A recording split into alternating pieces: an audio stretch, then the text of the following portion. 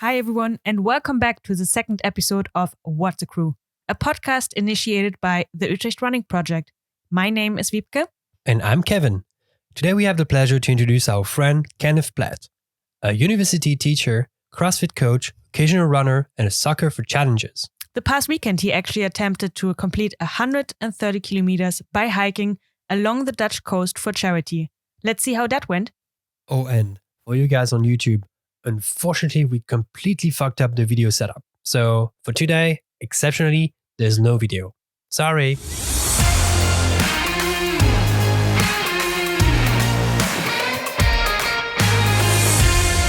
And we're on. Hi, Kenneth. Welcome to the podcast. Thanks for having me. Yeah, it's good to have you. So today we're going to introduce you to the people because they don't really know you yet. Yep. And talk about this crazy challenge that you did this weekend.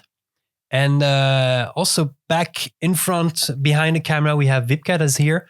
She's hiding because the set is too small today to have her with us. But she's here. Hi. There we go. So maybe we can start off right away with you talking about who are you and what you're doing, because we actually know you through CrossFit. Yep. You are one of the coaches at Untitled CrossFit here in Utrecht. Correct. And you also run and do many other things. So maybe we can directly jump in. Yeah, sure. Yeah, I think it's been almost 2 years ago. I moved to Utrecht, and I always told myself, like, when I'm moving to the big city, I want a grown-up gym. So I joined Unscared. I had a lot of fun from the start. And after a couple of months or so, they had this program that they ran internally, coaching program. I joined it because I thought, well, if you're able to coach other people, you're getting better at it yourself as well. That was my goal. So I joined, and then after the program, they actually asked me to do an internship. I did. And after the internship, they asked me if I wanted to continue as a part-time coach, because it's a part-time job. Yep. Normally, I'm working at the university. I'm a lecturer in both mathematics and statistics courses, some other stuff as well. But I really like the adversity that it gives me. So during the day, giving lectures, grading papers, those kinds of stuff. And then in the evenings or, well, some of the other days, yep, I'm coaching CrossFit. Great balance. The dynamic is very different. I guess. If I'm giving a CrossFit class of an hour, well, if I'm giving a mathematics lecture, I can take 45 minutes to explain one problem. Yeah. If I'm doing a CrossFit class, I need to shut up within 3 minutes because people need to move. Yeah, true. So in the beginning, it was a big difference. But yeah, I think I'm pretty accustomed now, and I really enjoy myself. Yeah. So did you do, like, you started CrossFit at this time, or did you do CrossFit before? No, I did do it before in Groningen as well. But I just like the diversity in movements. So in the past, I played a lot of football. I did a lot of fitness. I did powerlifting. I have a racing bike. I do enjoy the nice weather though. You have a racing bike. Yeah. Does that mean you use it? Yeah, I use it. I actually use it as well. I did a lot of running. I did a couple of half marathons.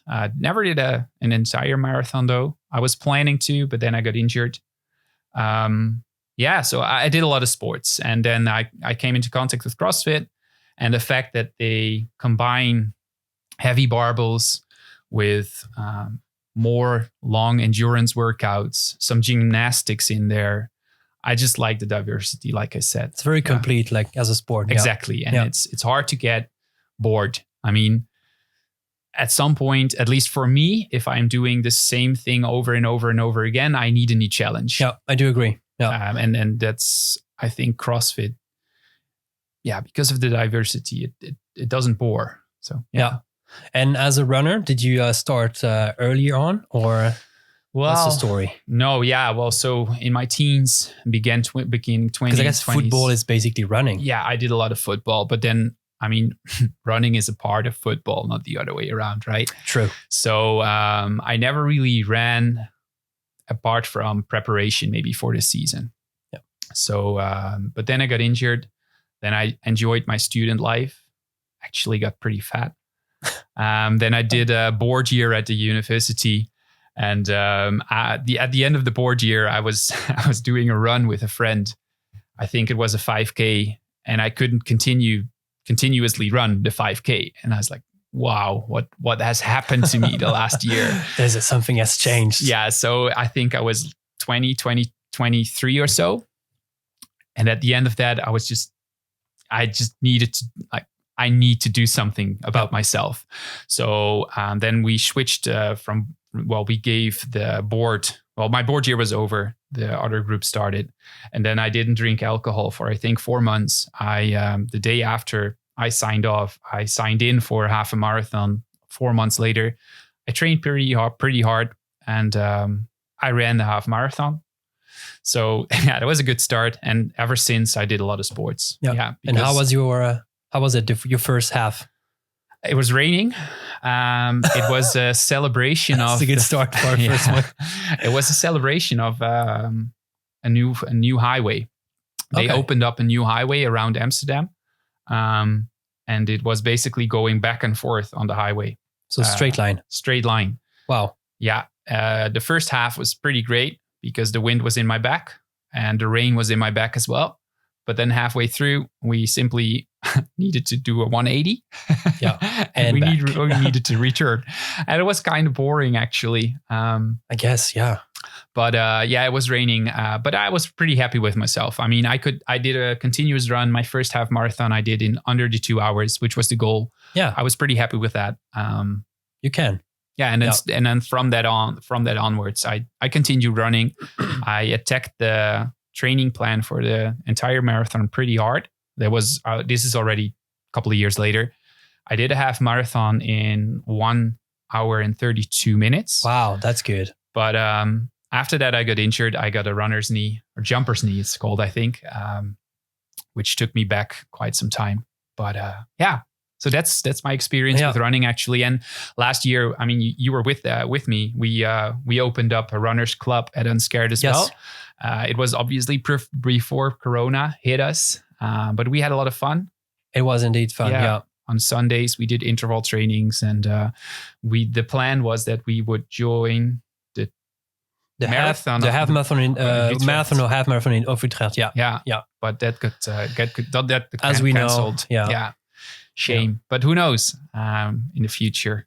Yeah, maybe pick up also the team at some point and train again for a new date, new marathon. Exactly. And for now it's just about waiting and seeing what's going to be happening with all those races and when are going to. I saw that actually the Utrecht one is going to take place next year. Yeah.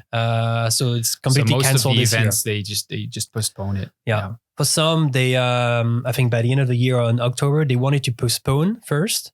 But I think by now they'll all just postpone it next year. And I think it's just hard for these organizations to get their insurance around. Because there's not an insurance company who wants to do that. But let's not get into that. No. I think that's not that interesting. That's another topic. Yeah. Cool. All right. I think people want to know, and I want to know personally about this crazy challenge that you did this weekend. We talked a bit before. You said you're almost fully recovered right now. Yeah. So maybe giving the situation and the context a bit. What happened this weekend?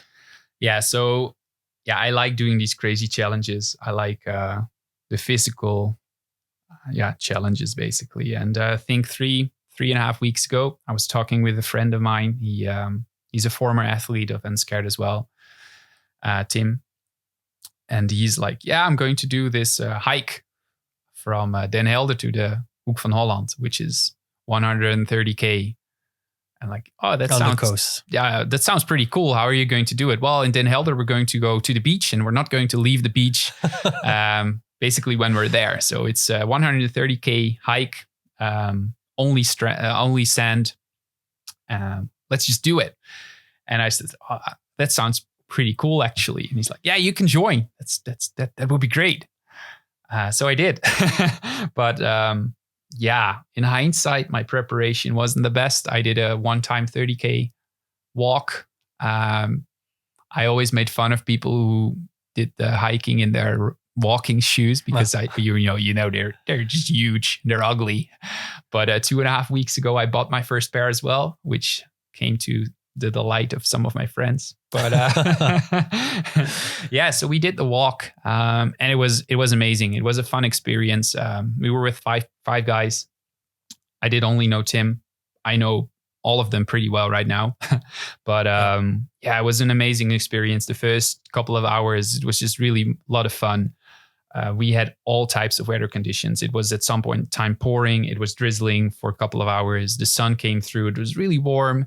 Then it got really humid. During the night, the wind was pretty strong. So we were walking next to each other, but we couldn't really talk because the only thing we heard was the wind. So yeah, it was an amazing challenge, but I didn't finish. Sadly, I needed to stop because I took into account the sand, obviously, with the high tide and the low tide. When it's high tide, you can only walk through the loose sand, which is pretty tough. But low tide, you can go pretty close to the sea, and then the ground is pretty flat.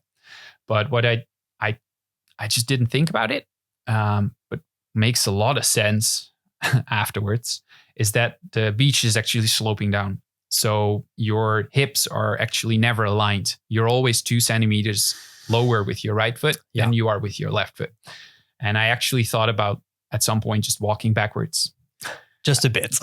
Just to feel what it's like. Yeah, I didn't really, but yeah, it just, after at some point, just my feet were hurting. I had blisters. I could actually go through the pain of the blisters. That was not the problem, but my hamstrings, they were just totally done. My traps, because of the backpack we were carrying with us, which was full of water, 6 liters each, full of food, some dry clothes, a lot of socks because you don't want to have wet feet. But yeah, it's a tough challenge. I mean, it's not an easy distance. Nope. Plus the fact that you have to walk on the beach on the sand with this inclined field. Doesn't make things easier. That's for sure. I think that's the thing. The thing that I totally underestimated was the sloping of the beach, and that really killed my hips and my hip alignment, and from that things went bad. Things went down. But I was picked up after. So you were five people doing this challenge. Yeah. So I think the guys who actually finished, they did it in 30 something hours. So two. You told me 2 of them finished. 2 of them finished, which is an incredible achievement. Knowing the amount of pain I was in when I stopped. I think I stopped after 20 something hours. Yep. But everything hurt. My feet were hurting. My calves were hurting. My hamstrings were hurting. My hips, everything hurt. But I had the feeling at that point that I was actually really giving up. And I was quite emotional in the car as well. But the day after, I realized that, it was a good decision. It was a good decision to stop. And we raised actually more than 2,000 euros. Because that was for a cause. Yeah, exactly. What was the cause actually? Yeah, in Dutch, it's called Vergeten Kind. So it's about kids who grow up in kind of dire circumstances. So maybe their parents are drug addicts or just not there, or maybe they don't have the money to support their children. So what this association does is that they make sure that they can go on a holiday like every child should. They can do sports. They organize specific camps. Basically, they offer every kid they should grow up with having some opportunities at least. So that's what they do. And Tim came up with the idea because he's actually working at a special school with children that are a little harder to handle than every other kid. Mm-hmm. But it was his idea, and I think we did great. There was quite some attention as well. The local news was there, and we raised quite some money, so that was good. That was really good. That's a unique experience. Yeah, it was really fun.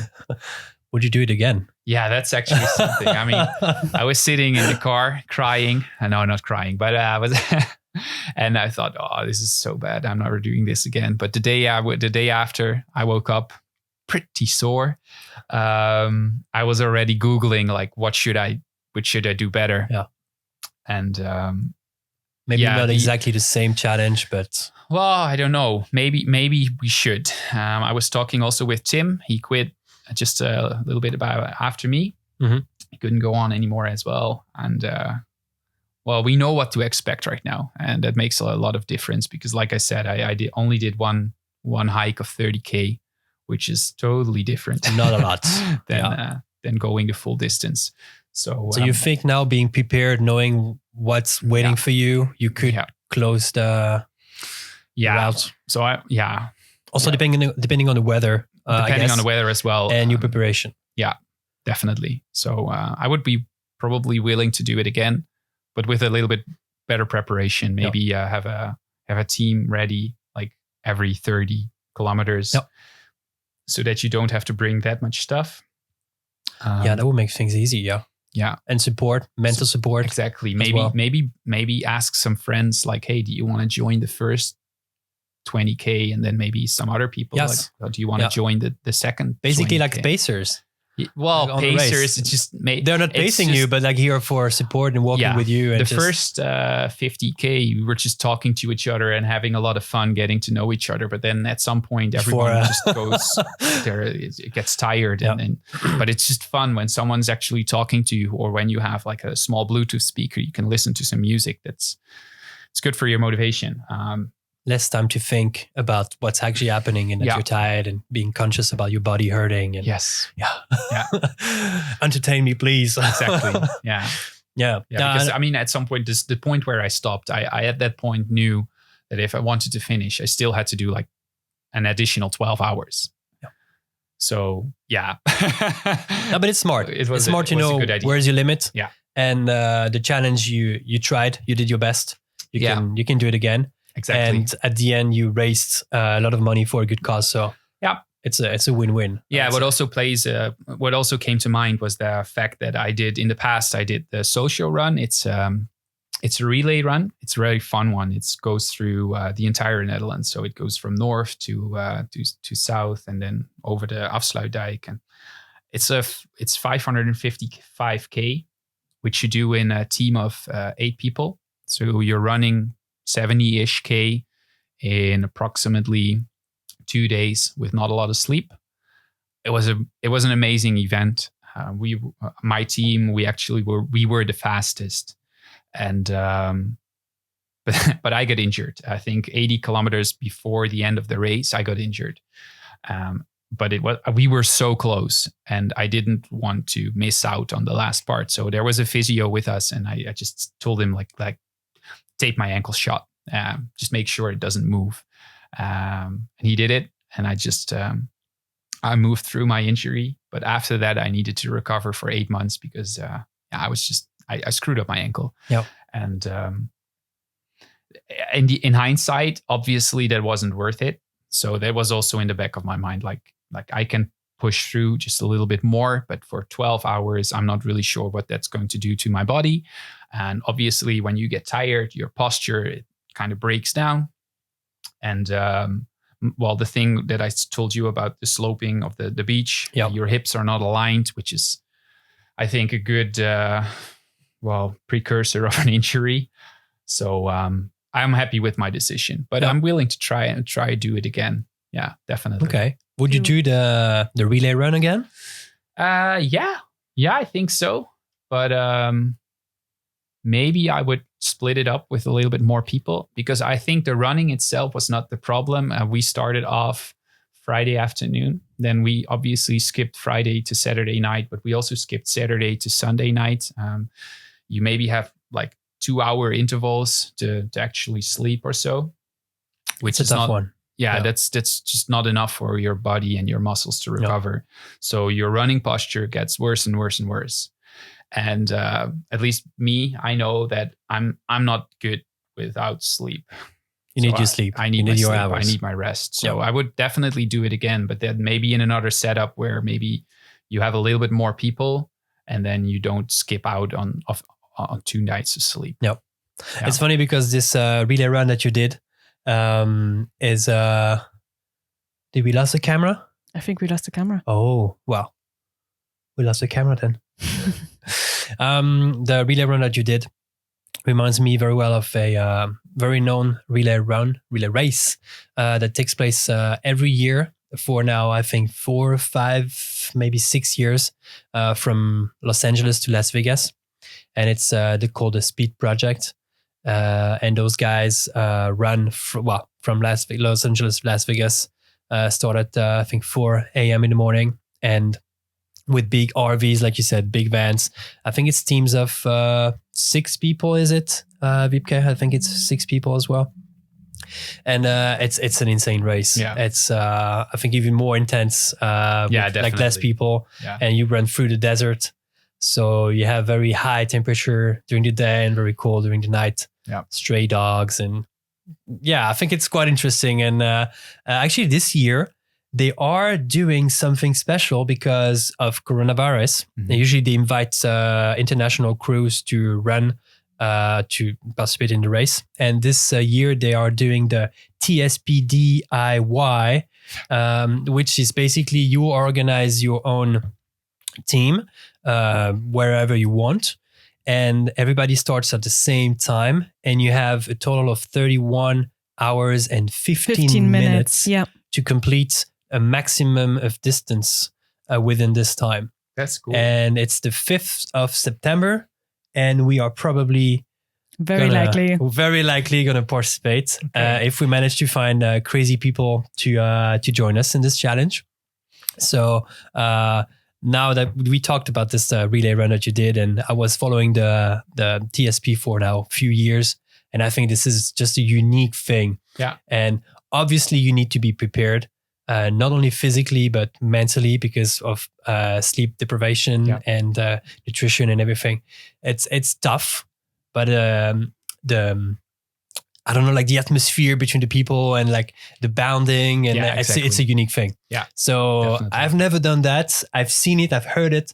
And now I'm looking forward to I hope we can put a team together and give it a try. Especially since there is no real pressure to reach this location. Mm-hmm. It's an amount of time. Yeah. So if we cannot run, or we have to stop for an hour or two, or we can still do it and then we pick up. Yeah. But I'm looking forward. I think it's an amazing challenge, and I think something you can. So 6 people? I think the teams they have different categories. Exactly. They have the old school category. Old school meaning how the TSP started at one point, meaning 6 people. Then would be 2 girls. At the very beginning, I think it was just those crazy guys. Niels is one of them. I don't know all of them, but those friends that they just wanted to do a challenge, and they just ran from a place to another. Mm-hmm. And I think then it became a thing and invited international crews. Yeah. But the teams are made of 6 people. Yeah, the original, they have different categories, how he said. And the one category is called OG team, which would be 6 people, 2 girls, 4 guys. Then they have teams where you just say, okay, 6 people, whatever mix up you would like to have. Mm-hmm. Yep. And then they have freestyle, where how many people as you want, how many variations you want to have in this team as you want. Yeah, right. That's cool. That's pretty cool. Fun. Yeah. So now we're because September is here quite fast. We are both running quite a lot recently to train basically for a half marathon. Mm-hmm. That we next one that is coming. Yeah, that was the initial goal, like we mentioned before. Yeah. And so we've reached a certain level, but for that kind of challenge, we would need to work twice as hard. And because, like you said, it's a lot of distance that you have to cover within a very short amount of time, plus the lack of sleep and everything. So the recovering in between is the risk of injuries is very high. Yeah, definitely. And I don't want to go back to being injured. So not now. No. So we'll see. But it's something very interesting. So quickly coming back to Kenneth and his challenge. How did Tim ever come up with the challenge of walking the 140 kilometers at the beach? Yeah, this is just typical him. I don't know a lot of people who are willing to suffer that much pain throughout workouts, challenging themselves in different ways. And he has just this list of crazy, stupid things that he wants to do. And he was just thinking, okay, I want to do a big hike from north to south. Okay, let's do the West Coast. And that's just it. he told it. Go for it. Yeah, he told this to one of his friends, Marco, who was also joining. And Marco just said, "Okay, let's pick a date." So they picked a date. Tim talked to another friend of his, and the friend was like, "Oh, that sounds like fun. I know someone who also wants to join, probably." And then finally, Tim told me 3 weeks before the actual run or walk, and we did it. So I don't really know where the idea came from. I do know that it was his idea to get the cause involved because it has to do with his job. But just crazy things that he kind of makes up, and people follow along. So I think that's a lot of fun. Yeah, because what made you think like, oh, that's cool, I would like to do that? I don't know. It's just the moment. Just a moment. You did say that you like in general like these challenges, and that's why you also had this 555 kilometer run with I just think these extremes are just fun.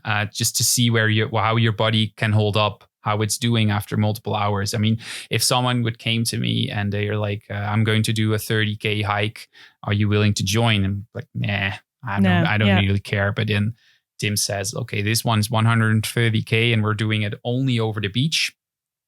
That I don't know, that sparks something in me. I also do, this is not really an achievement, but the Elfstedentocht, which is a really Frisian thing where I'm actually from.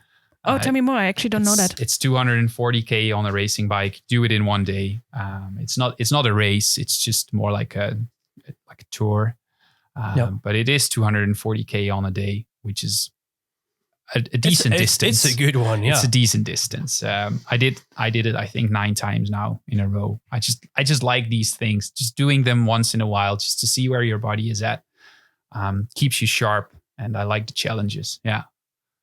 You like challenges. Yeah. So maybe also that's why CrossFit as a sport, constant change and the constant challenge.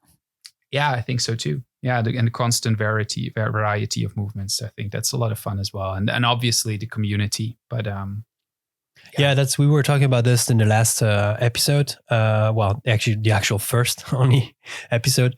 The community in CrossFit is something I was not expecting. No, because from running, from a normal runner, lonely runner, I would say, running alone and going for runs and with maybe friends sometimes, I discovered the community around running, which is quite big and quite impressive. The whole running crew experience, the international community that you can find. And I was not expecting this in CrossFit, because for me, CrossFit was a kind of fitness, classic conventional fitness. Which is also, like you can think, running a very alone single sport that you practice alone. And when I discovered CrossFit more in depth and this community around it, and you can travel and visit boxes and do drop-ins, and it's amazing. It's something, and especially here where we all go here and in Utrecht in CrossFit, Untitled CrossFit. Sorry. There is a big effort. Focus.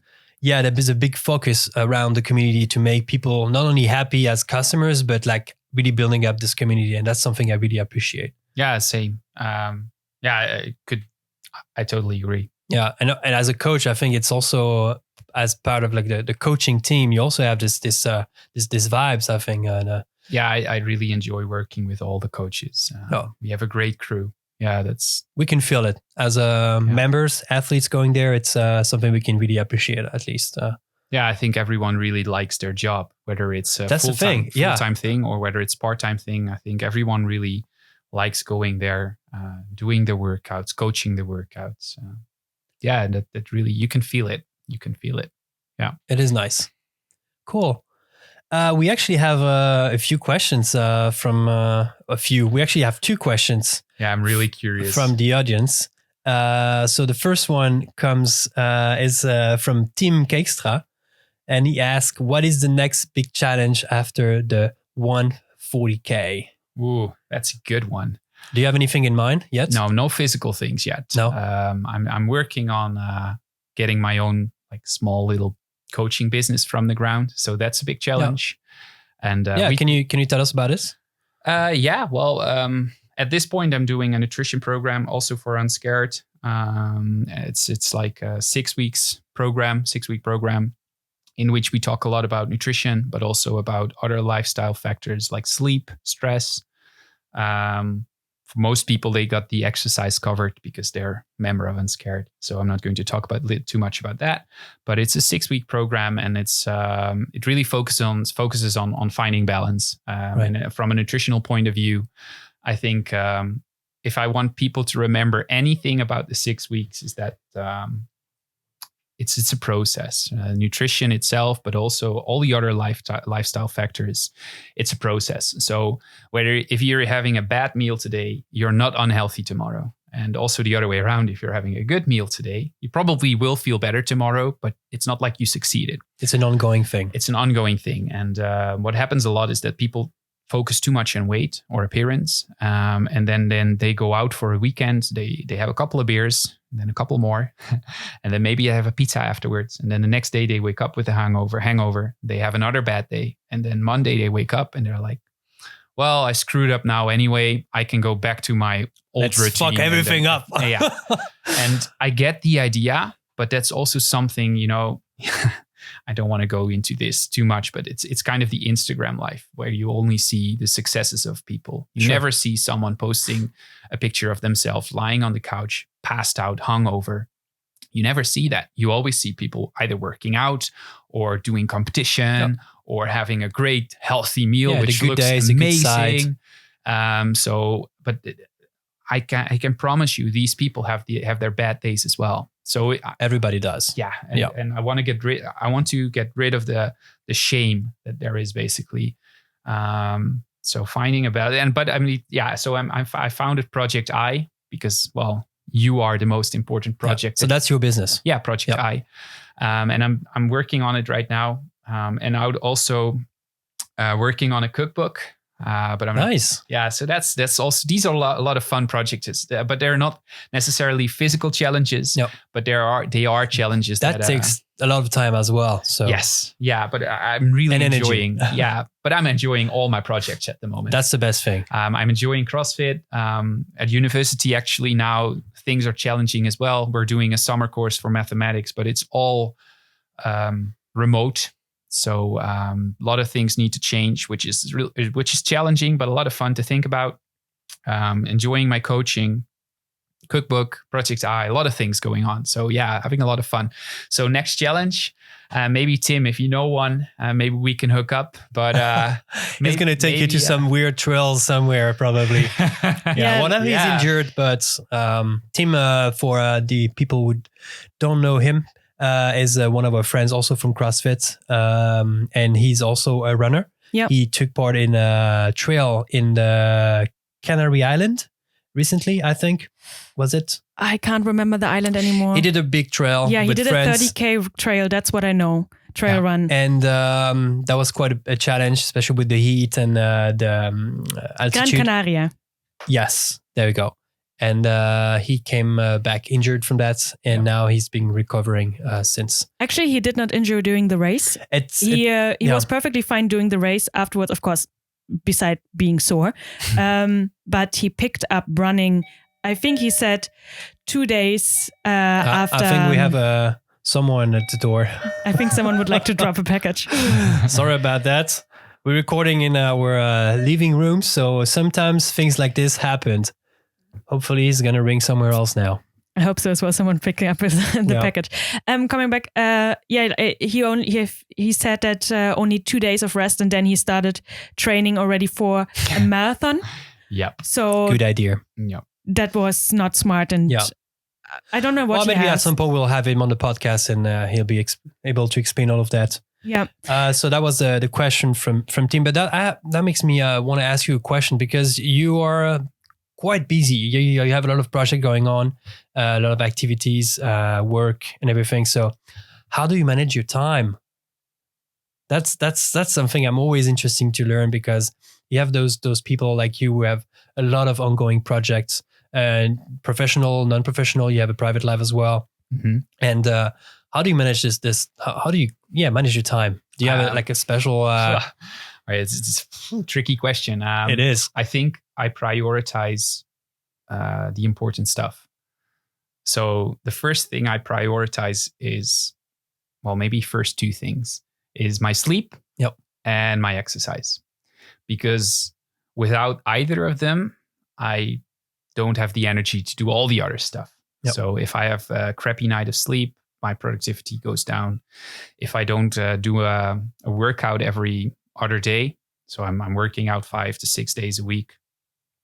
You don't need to do that, obviously, but at least for myself, I need to do that because it gives me energy. I have a lot of energy, and it gives me a positive mindset as well. It helps me with all kinds of different things. But this is the basics. So I prioritize my exercise. I prioritize my sleep.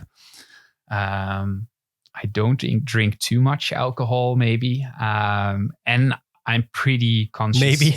I like to say maybe. Yeah, well, every now and then just this goes enjoying. overboard. But and I just really focus on what I'm eating.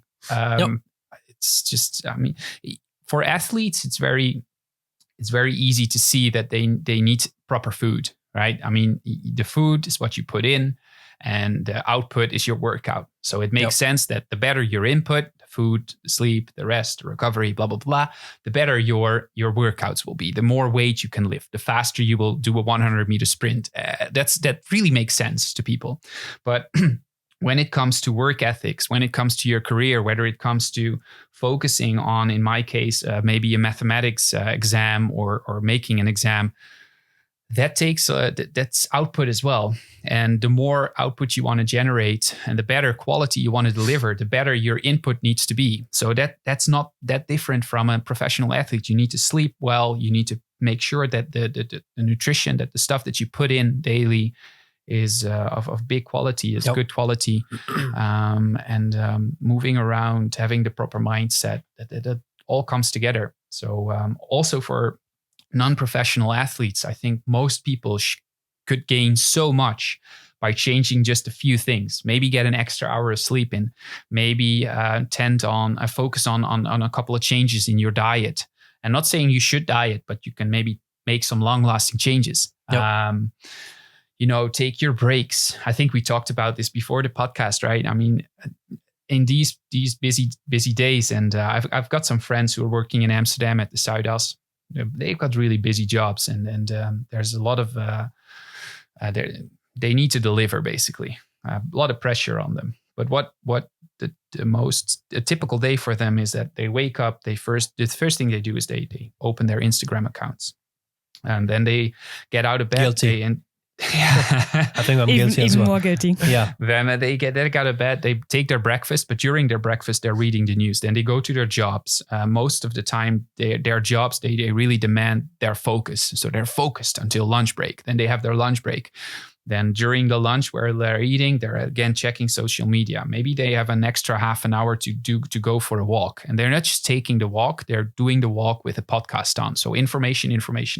Then during the afternoon, think. So the brain never gets a break. Then they go home, they have their dinner, watch a series on Netflix, maybe watch a documentary afterwards, and they want to read in the evening an interesting book because they also want to grow on a personal level, which are all great things.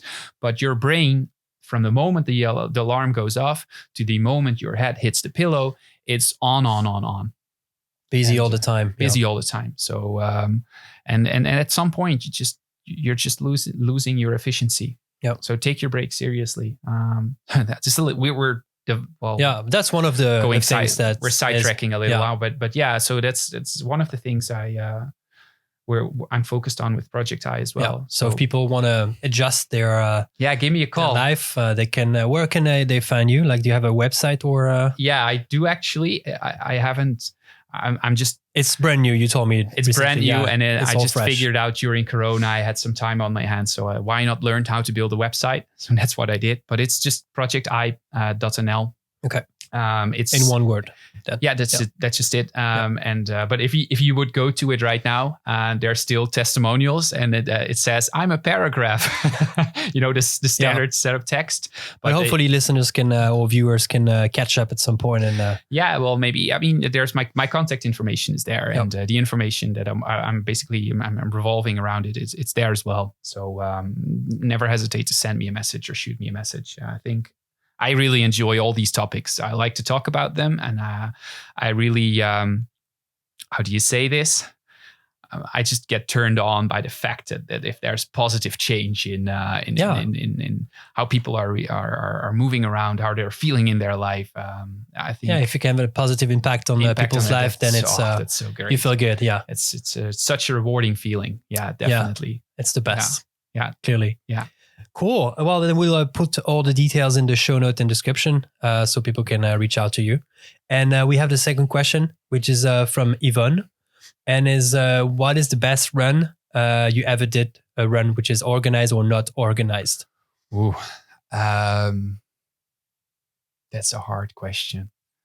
I like the social run. That's the one where I got actually injured. The relay run. So not the time afterwards, but doing the relay race with the group of 8 people, like you said as well. I mean, the more you suffer together, the more it becomes a binding experience. Yep. So that was a lot of fun. Also, one of my best friends, who's now living in Australia, we did a lot of running together. We did most of our half marathons together as well. And I can remember this one race, and I don't recall whether it was a 10-mile race or a half a marathon, but it was just, the weather was really good. The parkour was great. And I just felt like at that day, I was just in the flow. I was in the zone. And I didn't think, like, maybe the first 3K, I was busy with, I don't know, my breathing or where to put my feet. But then at some point, it just got into this zone. Yeah. And then the only thing that's there is your surrounding, and you hear your breathing, but it goes with your steps, and you're just really enjoying the experience itself. It's almost like you're not yourself anymore, but you're in this third person view, like you see yourself from this runner's high. Yeah. And then I don't know, it was snap like that. And we were at the finish. And then this is actually quite funny. We had 500 meters to go. And Kevin, this friend of mine, is another Kevin actually. He always beat me because, I mean, I like to run, but I'm not built as a runner. I'm quite heavy. Yeah. So, and he's the same height as me, but he's, I think, like 10, 15 kilograms lighter. Okay. Yeah. So he always looks like a gazelle, right? And I look like, I don't know, a storming bull or something like that. But he was always just outpacing me, and his running looks so fluent and so smooth. But this was my day, and I was like, yeah, I'm gonna beat you. So in the last 500 meters, I just took off. I took off, and then just before the finish, there was a sharp turn, and I was just going at full speed. I couldn't make the turn, so I just crashed into the gates. And then stood up and walked to the finish anyway. And he was just behind me, like, "Oh, you're such an idiot." Well, you still finished before, and he's right. But this was a great run as well. I think, I don't recall whether it was a 10-mile or a half a marathon, but it was a fun one because it was with one of my best friends, and I just got into this zone, and everything just fully enjoyed it. That's the thing. Yeah. And I think this goes through for most people, right? If you're running the first few times you're starting your running, it's hard. Your breathing will go out of control. Your legs will just start screaming at some point, and you want to stop. And you just need to practice. You need to go on and go on and go on, and don't push yourself in speed. Just find a pace that you feel comfortable with. Stick to it, and then very, very slowly build up. Like maybe add like 10% every 2 weeks, something like that. Yep. And then at some point, if you're sticking with it and your nutrition is kind of on key as well, I guarantee it that everyone should be able to find this state of mind almost where it feels like you're not doing anything anymore. You're just moving. It's the nicest feeling. And that's the best. Yeah. Especially it's not happening a lot. No. But once you reach it, It's amazing. It's good. And especially if the weather helps and maybe you're running past the canal, or the nature is good. It's just it's an amazing feeling. Yeah. I had this a few weeks ago when we did with Wipke and a friend Ryan. We attempted to do a half marathon. That was around the end of our training. So we were saying to run only for 1 hour 45 minutes, but you were actually in a good zone. I was in a very good zone. I was really like feeling nothing, just going with the flow. My legs were just flying, and I was like, "Yeah, guys, I'm not stopping anytime soon." Letting you know. And we the three of us reached the 21K half marathon mark, and I was still feeling like extremely good. And I was like, "Yeah, guys, I think I'm going further. Let's see where this go." And I dropped them. And because we were struggling last 3Ks. I was feeling okay. Let's try to reach 30. I never done that before. Let's 30K is a nice milestone. But unfortunately, after I think 22, 23, I really had like a knee pain, and not the usual. I have a little pain in my knee, like really like the strong knee pain, and I'm really afraid of big injuries like that. So especially the knees. I run a lot on concrete. Even though I have excellent shoes, it's not very good for the knee. So I really stopped. I stopped after I think 23 and a half, something like that. Yeah. Just to like you said, once you get injured, you proper just nutrition as with you, like the gels or something like that. Nothing. Okay, yeah, not even water. Yeah, no, because we attempted only to go 1 hour 45 minutes, but we were at 18 kilometers at that point because Kevin pushed us quite well during that time. Oopsie. So we all said, "Fuck it. We will go for the full 21." But that was a nice run. Yeah, good for weather. You. Yeah, for me. Yeah, but that's the feeling we talked about, right? That's the one. I don't know if it's the runner's high because I've heard a lot about it. People describe it in many different ways, and I think it's just subjective. Yeah, and for me, that was what I would call a runner's high. I was really like flying, not thinking about anything else, just being happy. Yeah. It's also not being only not tired, but being free and happy. Like, you're just in the moment. In the moment. Yeah. Everything just runs smoothly. That's what I enjoyed. I think that's a pretty, that's a pretty good one. Let's wrap it up. Thanks for joining us today. Yeah. Hopefully we'll have you again and talking about this cookbook maybe at some point. I know it's a long process, right? Because by the time we'll take our time. We'll take it, And I'm looking forward to look and read that because I need advices regarding nutrition. Maybe I should actually contact you on the side too. Yeah, nutrition is not my strong suit. My strong suit at all. That's pretty much it. I don't know what's going on with the video, if we managed to make it happen or not. In any case, you can find our podcast on all directories that Apple Podcasts, Spotify, Stitcher, and all the big ones. And hopefully we will catch you guys soon in the next one. Yeah. You can also follow us on Facebook and on Instagram. On Facebook, we have the running crew, so Utrecht Running Project. If you want to join us for a run, it's every Tuesday at 7 p.m. Now we can even say every Tuesday because next time it's going to be already... Finally back to normal. Yeah, we had to stop because of Corona and now. Obviously, yeah. Back to training. But also Instagram, Utrecht Running Project and What's a Crew. And... That's hopefully also this episode on YouTube. We have to see what the video did. We messed up. It's a second episode. We still have a few things to figure out. But very happy to have you today and catch you guys another time. Yeah, it was a lot of fun. Thanks. See you guys. Bye. Bye-bye.